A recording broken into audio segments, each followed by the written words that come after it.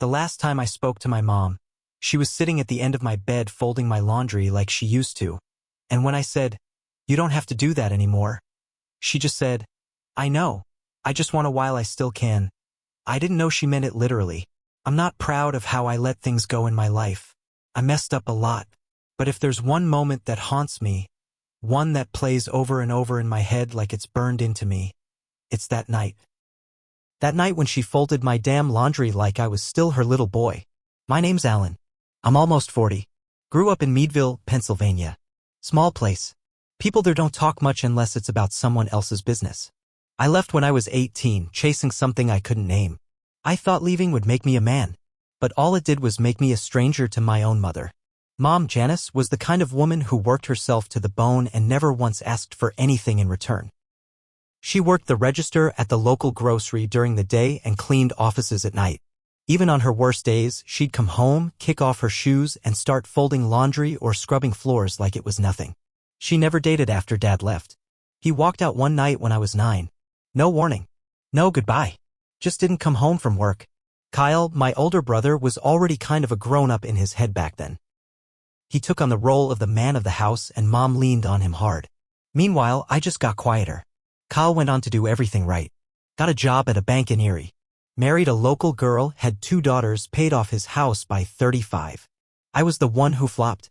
Went through 2 jobs in Pittsburgh, picked up drinking heavier than I should have, and married the wrong woman because I couldn't stand being alone.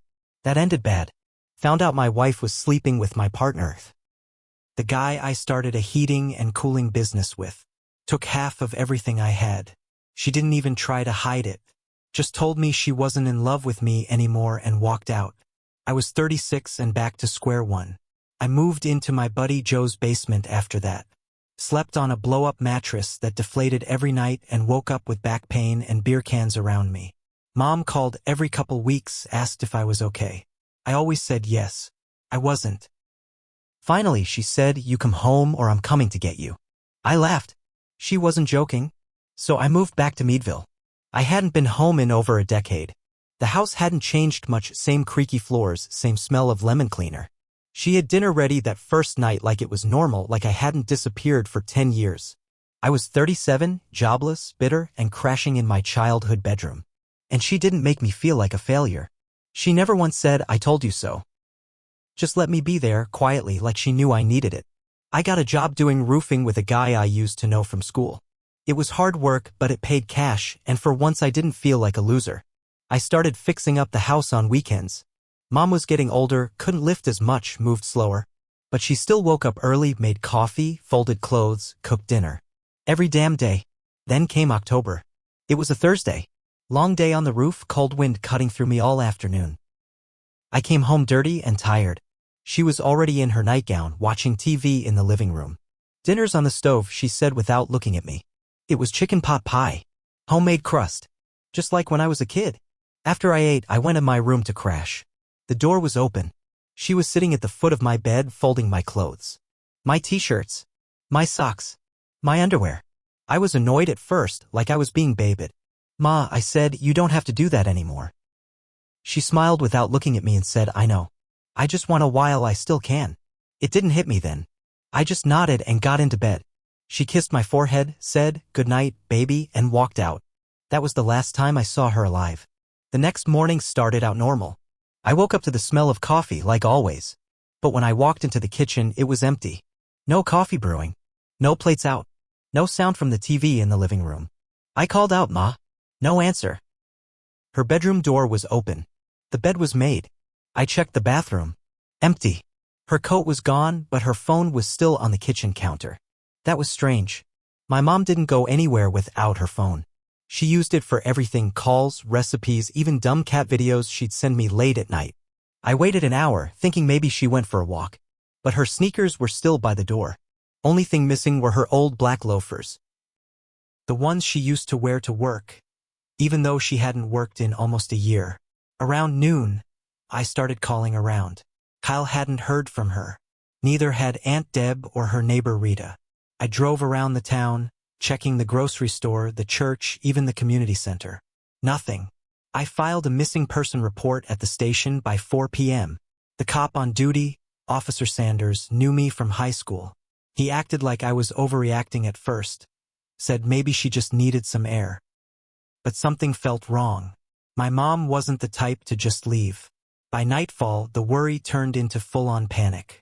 I went back to her room, hoping maybe I missed something. That's when I found the letter. It was tucked under her pillow, folded neatly, my name on the front. It read, "Alan, if you're reading this, then I didn't come back. I'm sorry. I didn't want to scare you. I didn't want you to see me like this. I haven't been feeling right for a while now. I didn't tell you because you already had enough on your plate. I didn't want to be a burden. The doctors found something a while ago. It spread fast. They said I had time, but they were wrong. I didn't want to die in a hospital hooked up to machines. I wanted to go my way. I love you. I'm proud of you. I never stopped being proud. Don't blame yourself. Please, don't." Mom, I dropped to the floor. Everything went quiet in my head. I sat there all night, holding that note. By the time the sun came up, I hadn't slept. I hadn't even cried yet. But the worst wasn't the note. The worst was realizing Kyle had known. Because 2 days later, he came down from Erie, and when I showed him the letter, he didn't look surprised. He didn't cry. He just sighed and said, "Yeah. She told me." I stared at him like he'd slapped me. "You knew?" I asked. He nodded. "She made me promise not to tell you. Said she wanted things to feel normal at the end. Said you needed the time to heal." I wanted to punch him in the face. I wanted to scream. But I didn't. I just walked out. What came next wasn't grief. It was something darker. Because if he'd told me even once, I could have done something. Or maybe not. But I would have tried. And I wasn't about to let that go. The funeral was quiet. Small. Just family, a few neighbors, and some folks from her old job at the grocery store. Kyle gave a speech. Talked about what a strong, caring woman she was. How she raised 2 sons alone and never complained once. People nodded, wiped their eyes. I sat there frozen. I couldn't even look at him. After the service, Kyle pulled me aside outside the church. We stood by the side of the building, out of view. "She didn't want you to carry this," he said, his voice soft like he thought that'd make it easier. "Don't let this destroy you." "You don't get to tell me what to carry," I said. "You carried it alone, remember?" He just looked at me like I was a child throwing a tantrum. I walked away, but I couldn't let it go. A week later, I found myself digging through her filing cabinet. I don't know what I was looking for. Maybe hospital bills, maybe answers. Maybe proof that I hadn't just imagined the whole thing. That's when I found the folder. It was labeled legal. Inside were a handful of envelopes, all unopened. One from a law firm in Erie. Another from a bank. One from a life insurance company. All dated within the last 3 months before she died. I opened the envelope from the law firm first. It was about her will. She had changed it. 2 months before she died. Left the house to Kyle. Left everything else to a trust fund in his name. My name wasn't in it. Not even once. I felt sick. I opened the one from the bank. It was a statement from a joint savings account, hers and Kyle's. It showed a withdrawal of $62,000 made just 2 weeks before she passed. It had been moved to an account I didn't recognize. Then I opened the life insurance one. It was a policy taken out 10 months earlier. Beneficiary, Kyle. Amount, $100,000. I sat there shaking. He'd known about her illness. He'd known she was dying. And while I was living under her roof trying to get my life back together, she and Kyle had quietly handed him everything. It didn't make sense. Unless he talked her into it. Unless he used her guilt, her fear, told her I couldn't handle it. That I wasn't stable. That he'd take care of everything so she could rest easy. And she believed him. That was when the anger fully turned into something else. It wasn't just about the money, or the house, or the trust fund. It was about betrayal. From both of them. But I still didn't know the worst part. Not yet. That came when I drove to Erie. To the bank. I told them I was her son and asked about the account. Showed them my ID. Lied and said I was settling her estate. They pulled up her file and said they couldn't give me much, but they confirmed one thing. A new account had been opened in her name. 1 month before she died. And 2 days later, it was emptied. The entire $62,000. Transferred to a business account. Name on the account? KDK Property Solutions. I froze. Kyle's name was Kyle Daniel Keener. KDK. He had started a business behind my back. With her money. I couldn't breathe. He didn't just manipulate her into giving him everything. He used her death to launch a new life. And he expected me to just sit there and cry while he got rich off it? No, not this time. I didn't sleep for 3 nights after I found out. I went through every memory I had from the past few months. Every quiet look Kyle gave Mom. Every phone call they'd have behind closed doors. Every time she told me, "Don't worry about it, honey," when I asked how her appointments went. He had poisoned her mind against me, bit by bit, and I let it happen. I let her do everything for me. Cook, clean, fold my laundry, while Kyle was planning his next move, setting up shop with money she was leaving behind. While I stood still, thinking I had more time. I didn't have a plan when I showed up at his office. KDK Property Solutions was in a 2-story building just outside Erie. His name was on the door in cheap vinyl letters. I walked in without knocking. He was behind the desk, alone. When he saw me, his whole face changed. "Alan, what the hell?" I slammed the door shut behind me. "You opened a business with her money," I said. "Did she even know what you were doing?" He stood up fast. "Lower your voice. Answer the question." He paused, then said, "Yes, she knew. We talked about it. She wanted me to succeed." I stepped closer. "She wanted both of us to be okay. She trusted you, and you used that to steal everything from me." "It wasn't stealing," he said, his voice rising. "She made the choice. You were living in her house, not paying rent, drinking every night. I was trying to get my life together. You waited too long," he yelled. "She didn't want to carry you anymore. She told me that. She said she was tired of always having to worry about you." That hit me like a hammer. I stared at him, shaking. "She loved you," he added softer.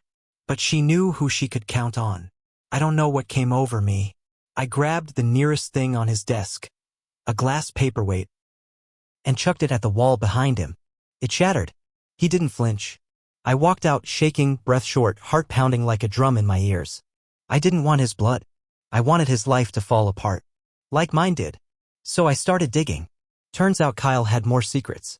The business? It was built on credit. He borrowed money under KDK using Mom's trust as collateral. He was already behind on payments. I made some anonymous calls. To lenders. To the city permitting office. Told them about some questionable practices. That got them looking. Then I sent copies of the life insurance and the will with dates circled to our cousins. Our pastor. The local paper. I didn't sign my name. It spread fast. He got calls. People talked. Clients backed out. His reputation? Sunk. Then I did something harder. I took everything I found, every lie, every withdrawal, every missing detail, and I sat down with Aunt Deb. She was Mom's older sister. She listened. She cried. And she offered to help me file a claim to challenge the will. We had proof she wasn't of sound mind when she changed it. Letters from her doctor. Old messages she sent to Aunt Deb saying she was confused and scared. Deb had saved them. The court sided with us. The trust was dissolved. The house was put into both our names. The money Kyle borrowed? Now he had to pay it back. KDK folded within months. I wish I could say it felt good. It didn't. It felt like tearing open a wound that would never really close. I stood in that empty house the day the court gave me back half of what she left behind. Walked into the kitchen, sat at the table, and cried like a kid. I missed her more than I hated him. But I still hated him. I still do. He hasn't spoken to me since the court ruling. Last I heard, he moved to Buffalo. Trying to start over again. I stayed in the house. Fixed it up the way she always wanted. Planted her favorite flowers in the front yard. Hung her wind chimes back on the porch. Some nights I hear them, and I picture her, sitting at the end of my bed, folding laundry, just wanting to feel like a mom one more time.